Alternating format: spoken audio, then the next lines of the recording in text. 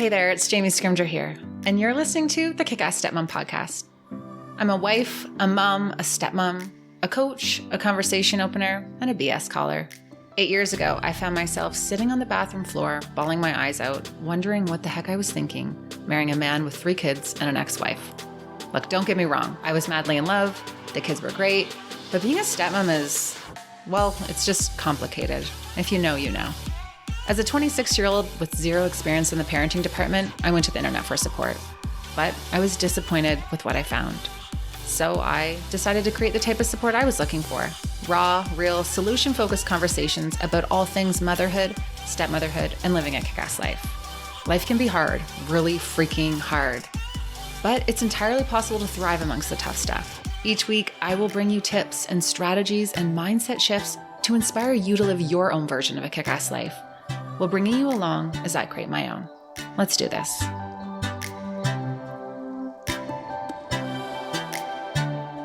Hello. Welcome back to the show. And if you're new, welcome to the Kick-Ass Stepmom podcast. I named it Kick-Ass Stepmom podcast not because I think I am some kick-ass stepmom with all the answers. I definitely am not. I screw up on the reg. I named it the Kick-Ass Stepmom podcast because when I started this community, when I started having these conversations, I thought to myself, I'm like, what do I want for my life? What do I want for the women who follow me and who are in this community? And the first thing I thought of was that I want to live a kick-ass life. And I want that for you guys too. So that's why I named it the Kick-Ass Stepmom podcast. By the way, Kick-Ass Life podcast was taken. So hello, welcome to the show. I hope you're feeling good. I am just so pumped to have this conversation with you today. Today's episode is with Alana Carvahlo, and she is a licensed mental health counselor who focuses on helping parents, couples, and individuals build balanced relationships by releasing old patterns, setting boundaries, and finding their voice. She is especially passionate about helping individuals see how healing codependency and perfectionism can lead to a more joy-filled life. And as a recovering codependent, high-functioning codependent, and perfectionist, let me just say, let's bring on the joy. In all seriousness, I love how she mentions releasing old patterns, because releasing old patterns, it's just so big and it's so important. And that's the work that I've been really diving into in my own journey. And wow, the old stories and the blueprints for how we've always done things like communicate and problem solve and just deal with stressful situations, reworking all of that, that's where the real work comes in. So in this episode, we dive into how being codependent and a perfectionist is related. Sidebar, I really think that most stepmoms have perfectionist tendencies and codependent tendencies. And it's like, I always say the universe puts us in situations in life where we learn the lessons that we need to learn. And it's like, hey, you want to control everything and think that everything's going to be perfect? Why don't you fall in love with someone who has kids and an ex and a custody agreement and see how that goes for you? And we also talk about how these tendencies relate back to our childhood experiences, how perfectionism and codependency show up in how we parent our children, finding the happy place between being selfish and selfless when it comes to self-care, and more. Honestly, it's such a good conversation. I'm so pumped to share it with you. And you know what? I'd love to hear what you think about this episode and what your biggest takeaway is. So if it feels aligned, would love if you would share it out on your Instagram stories, and make sure you tag me at Jamie Scrimger and Alana at the Codependent Perfectionist so that we can see, we just want to chat. It's so fun to connect after the episodes. If you haven't already, you know the drill. Make sure you're subscribed on your podcast app so you get notified when new episodes are released. We release a new episode on Mondays. And if you haven't already, you should totally subscribe to my email list.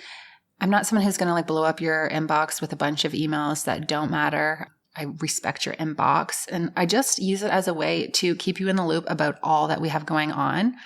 And I tend to share musings and rants and things I don't share anywhere else on my email list. So if I get fired up about something, you are going to know if you were on that list. And if you sign up, or when you sign up, you get access to 3 free guides as well. So these are my free guides that I have for you guys, just if you're ready to level up in your step family life. First one is how to improve your step family life. Next is how to deal with a high conflict ex. And the second, I totally forget, but when you sign up, you will just get a little surprise. But they are all super helpful. Now, If you are ready to take this to the next level and you want to ask me a question or get access to content and interviews that I don't share anywhere else, make sure you check out my membership, the exclusive Stepmom community. It is a private online space off social media where we just have next level unfiltered conversations that stepmoms need to be having, but we don't always feel comfortable having on social. I check in on the Ask Jamie section several times throughout the week, so if you are struggling, meet me there and I will do my best to help you out. jamiescrimshaw.com/membership. And lastly, I know I'm giving you all the updates. I revamped my website. In September, I said I was going to take it easy and get back into the swing of things slowly, but instead I decided to change my website, change website providers, revamp my entire website. And I'm going to be honest, it took a hell of a lot longer than I thought it would, but I love it. It's not 100% done, but I think it looks pretty dang good. So check it out. I'm super proud. If you don't like it, please do not tell me because it will actually hurt my feelings because a lot of blood, sweat, tears, and hours on a help desk chat went into this baby. So jamiescrimger.com. There you go. Those are all the updates. That's all the things I need to tell you. Can't wait for you to hear this episode. Let's dive in. This episode is sponsored by Stepmom Magazine. Guys, Stepmom Magazine is probably one of the only stepmom resources that I check out on a regular basis.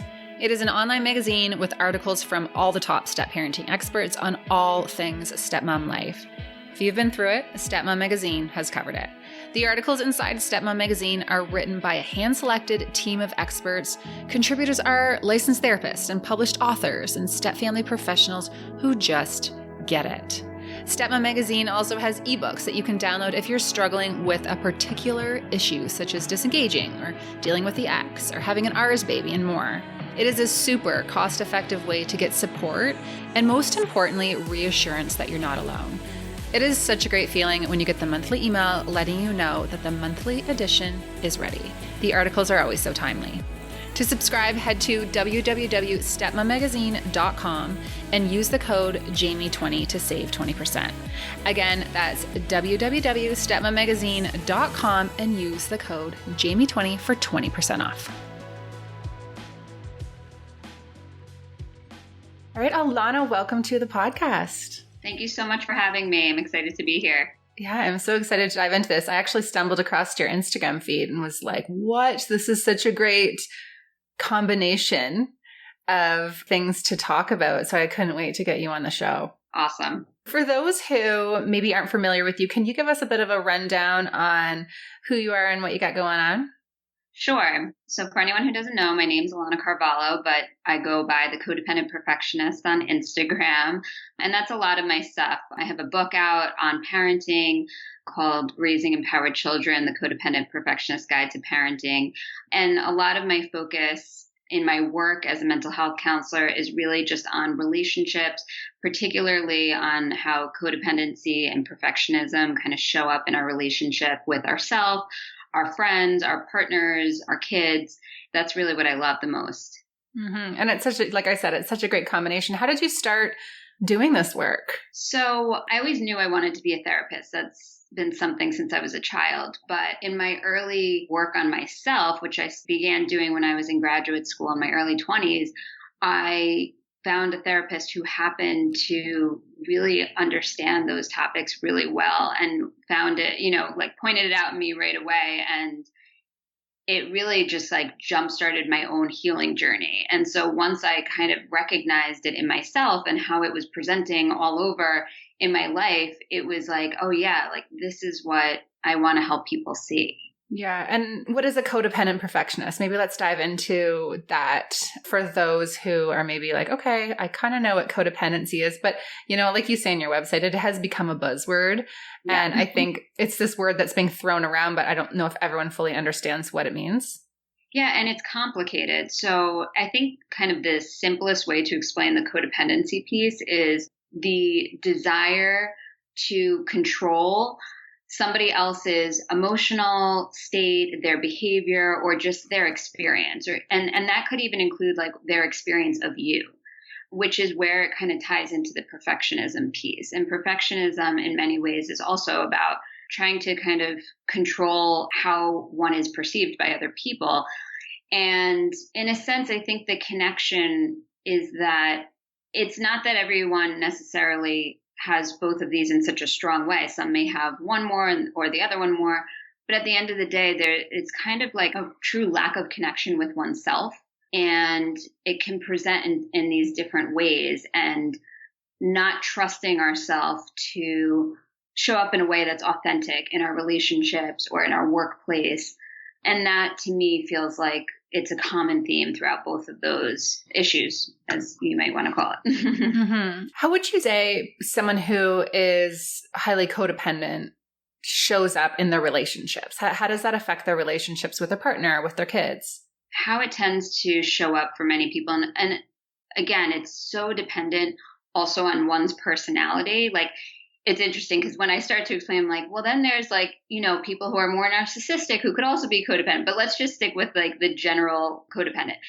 Is somebody who is really kind of becomes anxious when they see somebody else that they love or care about. Sometimes it's not even any of those people. It could just be a random person going through something difficult or struggling in some way or feeling some way that they don't want them to feel. So it's like your kid comes home from school and they had a terrible day, and the first thing you want to do is fix it or change it, right? Your spouse is in a bad mood and you take on the bad mood.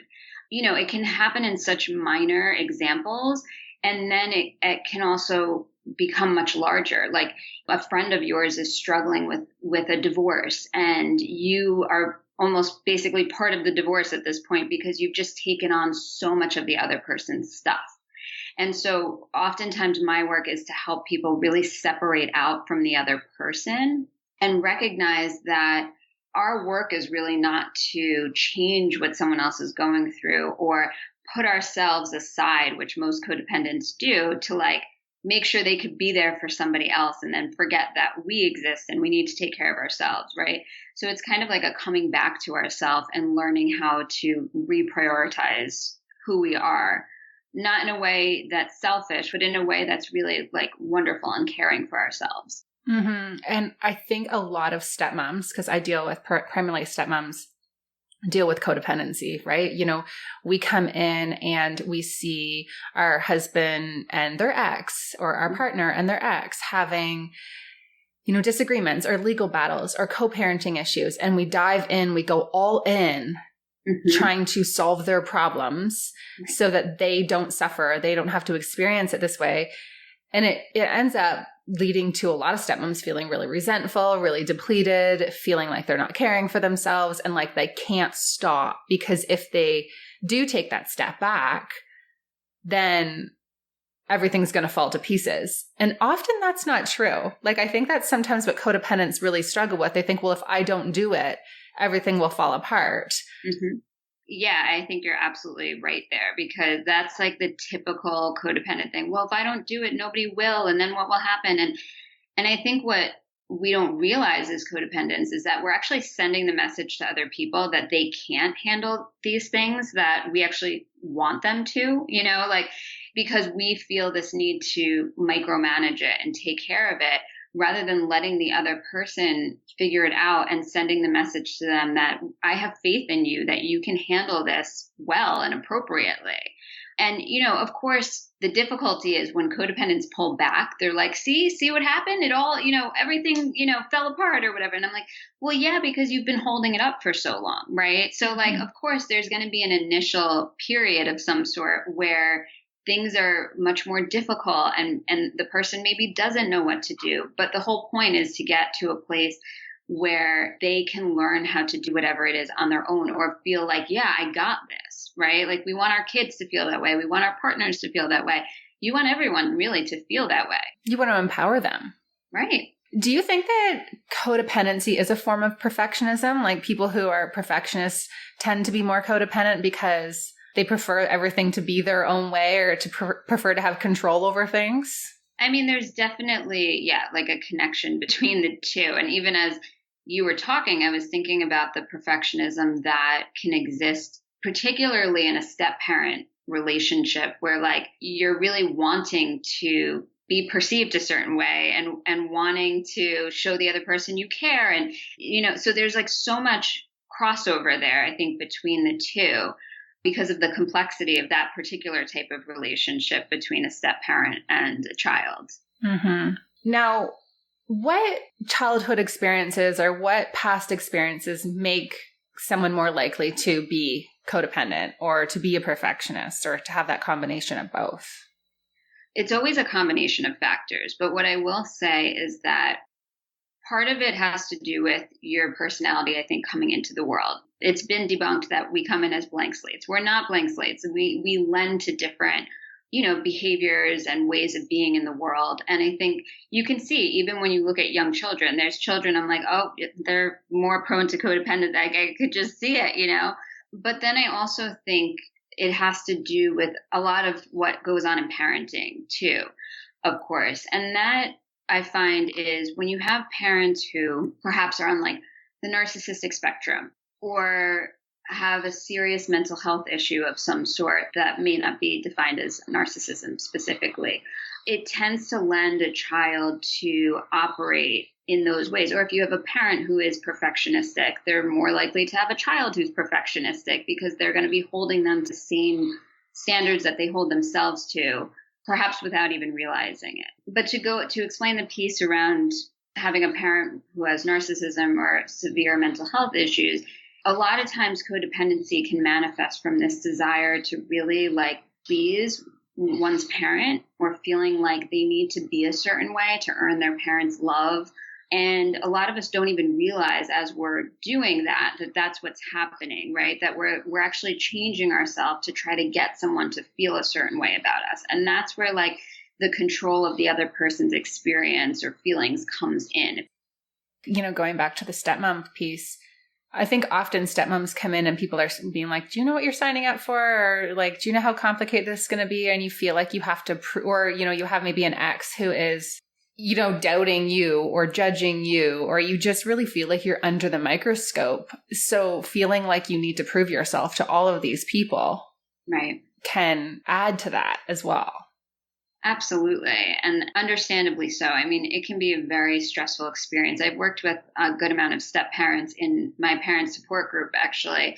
And it is really complicated between, exes, current partners, the other current partner's ex and, current children, stepchildren. It's just, there's so much going on there. And I can understand how the difficulties can really create a lot of stress within the relationship and the family.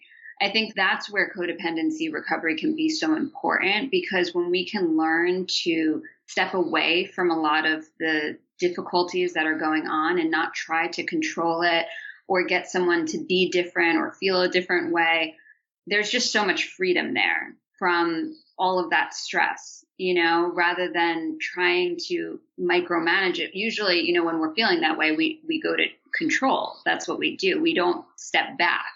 And so to step back actually is what can make things so much lighter for everybody.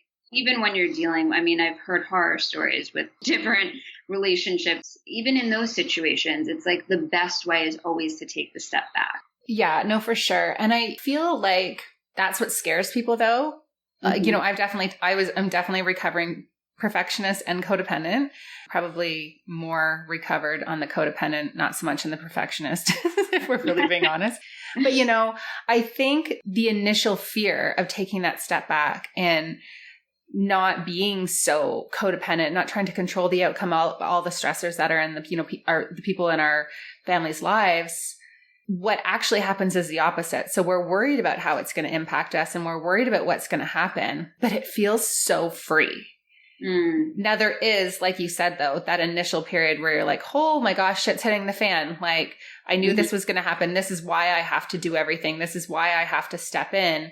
Right. How do what recommendations do you have for someone who's like, okay, I'm trying to step back, but I can't, like, this is not working. Like what are some tips for them to, I guess, take back that power? So some of the reasons it's not working is because of poor communication, to be honest. A lot of times what codependents will do, and I get it, you're like, I'm going to make changes. And so you just kind of stop doing some of the things you're doing.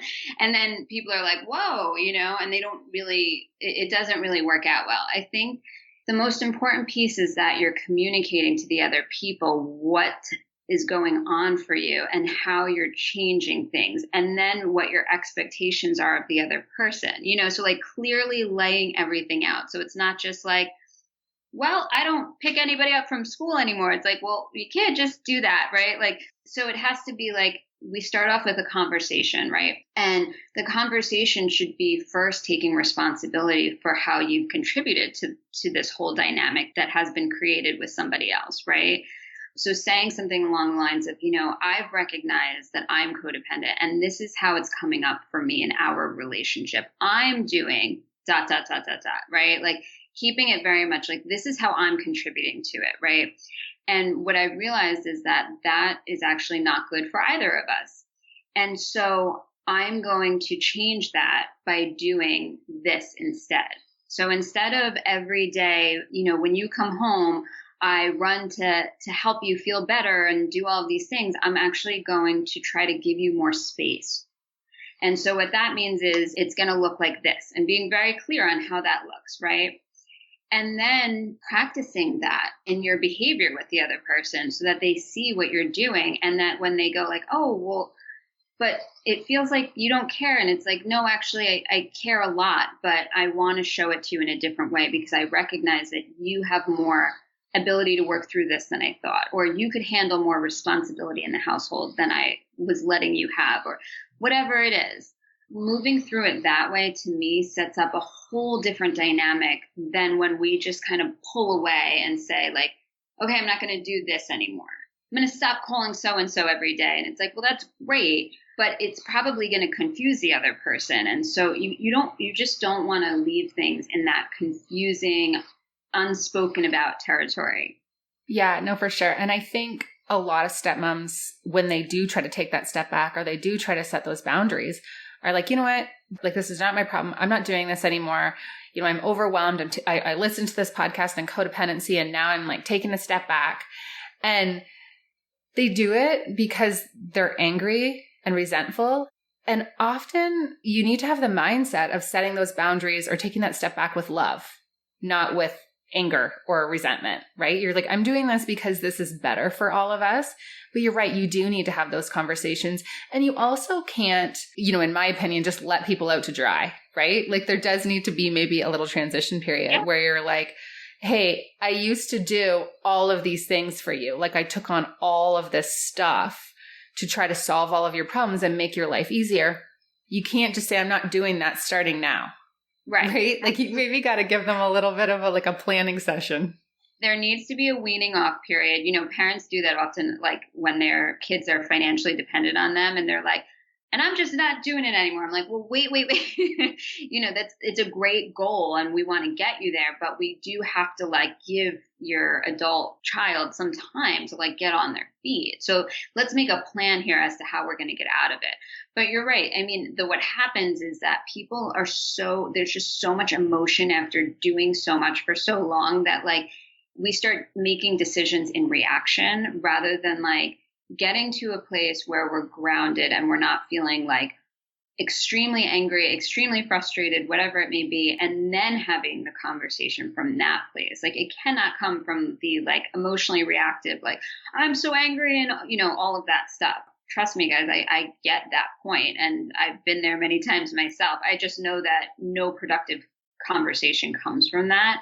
So you're right. It has to come from a grounded place. It also has to be a weaning off period. Everything has to happen in a way that's appropriate for both people or both parties. Mm-hmm. Yeah, for sure.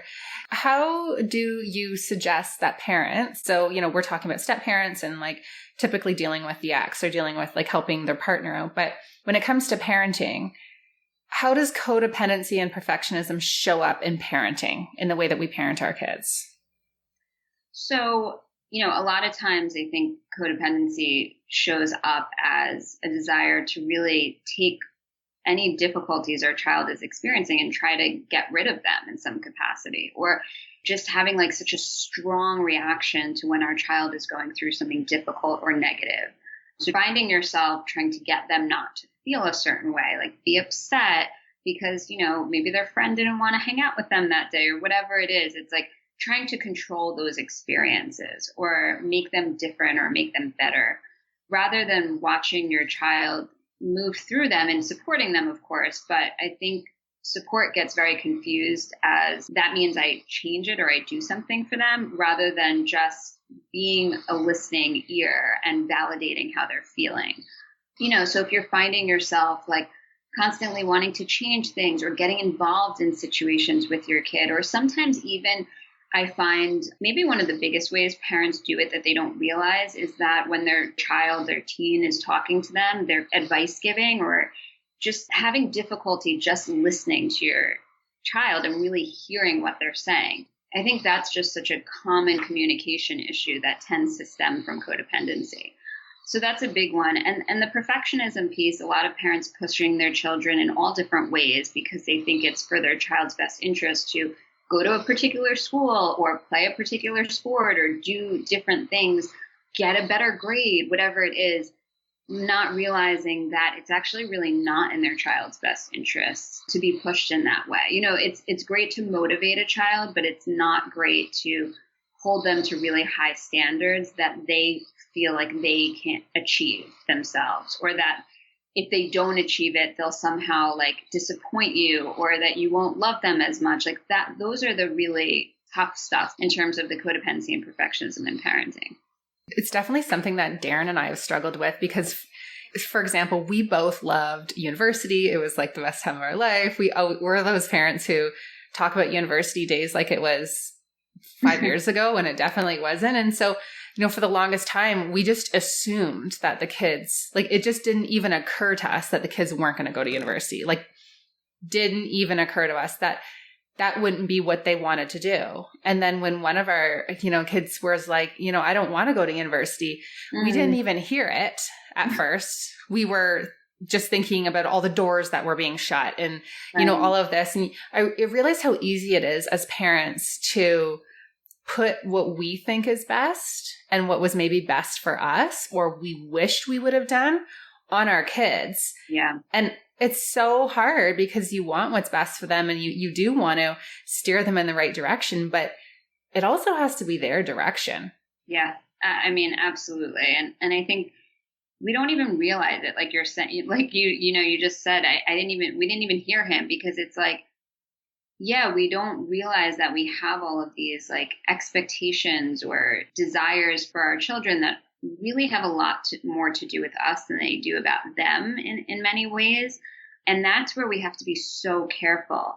There's a chapter in my book that I think I softened the name of it, but at one point it was like, everything I do is about me. And what I mean by that is that parents often don't realize that like what we're doing is because it's what we want it to be, not necessarily because our kid wants it to be that way, and I think that builds a lot of resentment in parenting too. Like, I'm working so hard so I could get my kid to college or get them to private school or whatever it is. And are those wonderful things to do? Sure, of course, that's not negative necessarily.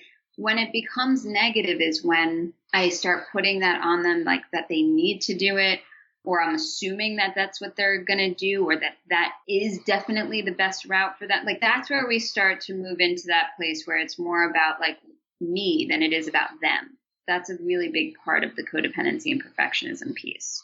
Yeah. And it's so hard because you're like, I don't even know what I have to say about that, just because as a parent, that's just been something that both Darren and I have really struggled with and had to kind of check ourselves on, which, leads me to this. I know there's going to be parents who are listening to this and being like, well, shit, like I do that. Or maybe I'm a perfectionist or a codependent and pushing this stuff on my kids.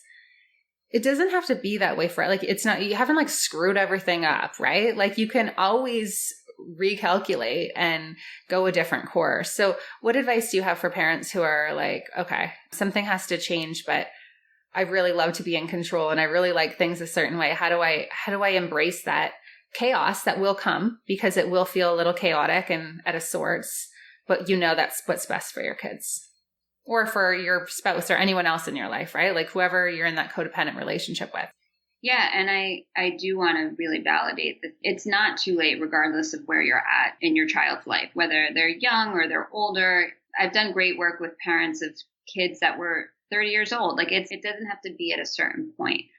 I think at any point in someone's life, if you can identify the ways you are negatively impacting a relationship and then be willing to change them, that's really one of the most incredible things you can offer to somebody else. I mean, I don't know that there's much better you could give to your kids. So at any point, if you say, you know what, I realize I'm doing this and that probably isn't so helpful for you, that's amazing. So my suggestion is really to not beat yourself up about it, and really to acknowledge yourself for even being willing to realize that and say it, because most people won't. Most people aren't going to come out and say, you know, like, this is how I've negatively contributed to such and such, you know.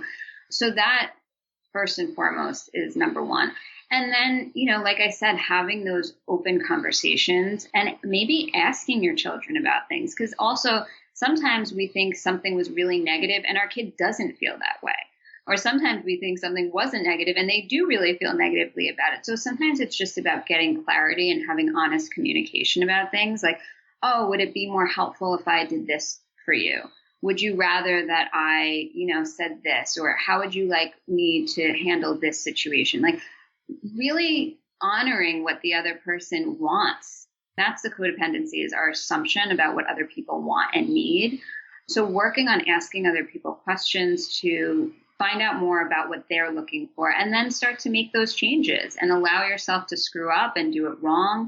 And all of that is part of the healing process. You know, if you're also a perfectionist, it's really tough, but you have to allow yourself to really like be uncomfortable and not do this perfectly, because it's not going to be perfect.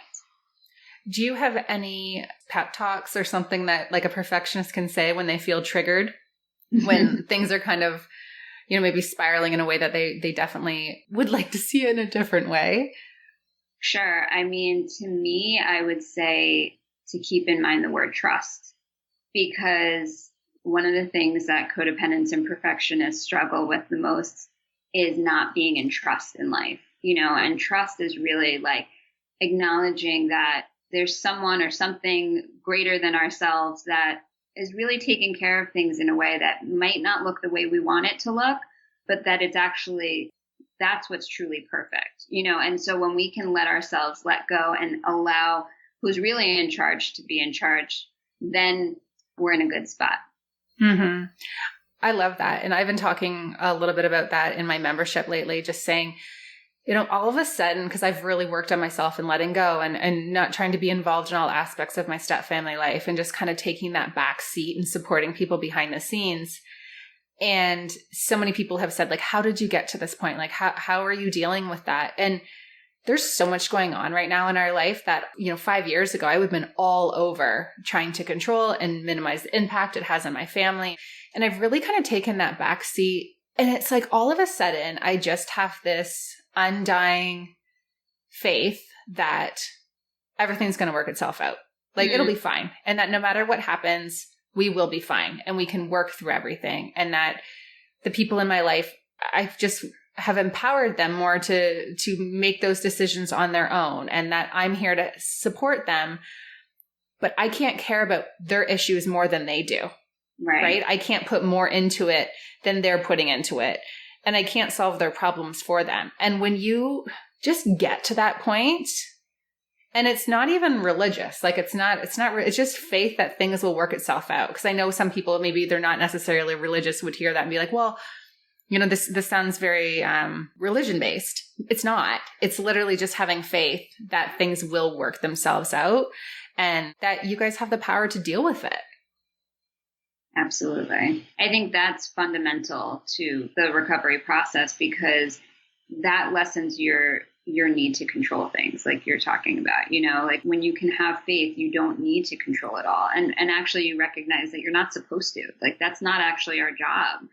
And I like to tell people that other people's struggles in life are a really important part of their journey and their growing process, you know? So oftentimes, like if we're in our codependency, we can rob them of those experiences that are extremely important, you know? And so you have to think about it, that it's not always just like, I'm helping. No, actually, sometimes it's like a really negative impact that you can have on somebody. by not allowing them to grow. That's such a good point. Now, the last thing I wanted to dive into is you talk about the importance of finding the happy place between selflessness and selfishness. Mm-hmm. Can you elaborate on that? Sure. So I mentioned before, like a lot of times when a codependent starts working on their recovery, they'll go from being like this really selfless person who's like, yes, yes, yes, I'll do whatever you need, always putting other people first, to sometimes going into a really selfish place, right? Which is really the opposite extreme of selflessness. And that's okay to actually, people get very upset and frustrated. It's okay to go to the opposite extreme because oftentimes we need to do that to find the balance. And the balance to me is a place in between both of those, which is really self-love, right? It's a place of honoring ourselves, caring for ourselves, but doing it in a way that isn't hurtful or negative to other people. And codependents have a hard time understanding that concept because I think what we've done, I used to do this myself, is take the concept of selfishness and like meld it into self-love and think that it's one thing. Because in fact, when we stop doing things for other people in the way that we have, or, trying to control, it feels selfish, right? And so there's a confusion for codependents, particularly if you grew up in this way and it's been with you your whole life, to care for yourself and not see that as selfish, okay? So what I would say to people who are very confused about what all of that means is to allow yourself to kind of move through that process and then take the time to really see where it kind of a bit too much, where I put myself first and I stop considering the needs of other people, which can happen sometimes in recovery, right? Is very different than getting to a place where I can consider you, but I can also say, but this is really the right decision for me right now. And it's not in reaction. You know what I'm saying? It's more like, I recognize that I must do this for myself, but I also recognize that you may feel negatively about that. And that's okay. Like that I can hold space for both of those things. Mm-hmm. Yeah, I like that. And I think that it also goes back to what I was saying earlier when you don't just like kind of screw everyone over when you're like, okay, this is going to be all about me now, right? Like you do have to understand everyone else's position in it. And sometimes it's a process and there's baby steps in getting yourself to that point. Absolutely. Love it. Okay. So you have a quiz for people if they're kind of like listening to this being like, okay, wait, is this me? Do I have a problem? What's happening? So I have a much more extensive one in my book, but on my website, I put like a kind of abridged version of the book quiz for people who are starting to explore this concept and say like, does this apply to me? It's super quick, super easy, and you'll get a score and see kind of where you rank from low, moderate to high. And then you can kind of get an idea, and it will separate out the codependency ones from the perfectionism ones, so you could get an idea of where you're at with both. I'm going to go take the quiz. And then, so your book, tell us about your book before we wrap up. Yeah, so my book, Raising Empowered Children, The Codependent Perfectionist Guide to Parenting, it's all about what we just talked about and kind of walks through a little bit more in depth the concepts of codependency and perfectionism. And I give a bunch of case examples that I've seen in my own work with clients, as well as share a bit about my own journey and how people can work through this. And you get some exercises to help you. It can be a really helpful guide to just support you through that recovery process, particularly in regards to parenting. Mm-hmm. Okay, well, I'm going to get the book too. This was like a great therapy session. Thank you so much. No, this is great. Where can everyone find you? So they can find me on Instagram at the Codependent Perfectionist. You can also find me on my website if you want to take the quiz. And you could just type in thecodependentperfectionist.com. And my name's Alana Carvahlo. And feel free, anyone listening, if you have questions, if this brought up anything for you, feel free to reach out. I also do like a parent support group. So if anyone needs just extra like therapeutic support, I'd be happy to help.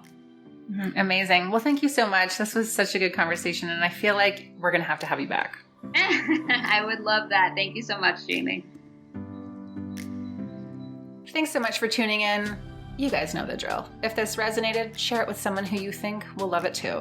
And if you haven't already, I would be forever grateful if you could head on over to iTunes and give the show a rating and a review.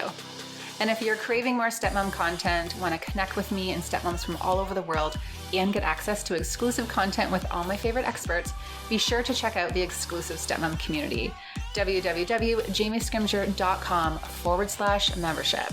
Members also get access to my online magazine and can listen in on coaching calls with fellow stepmoms. www.jamiescrimger.com/membership. Love you guys. We'll chat with you next week.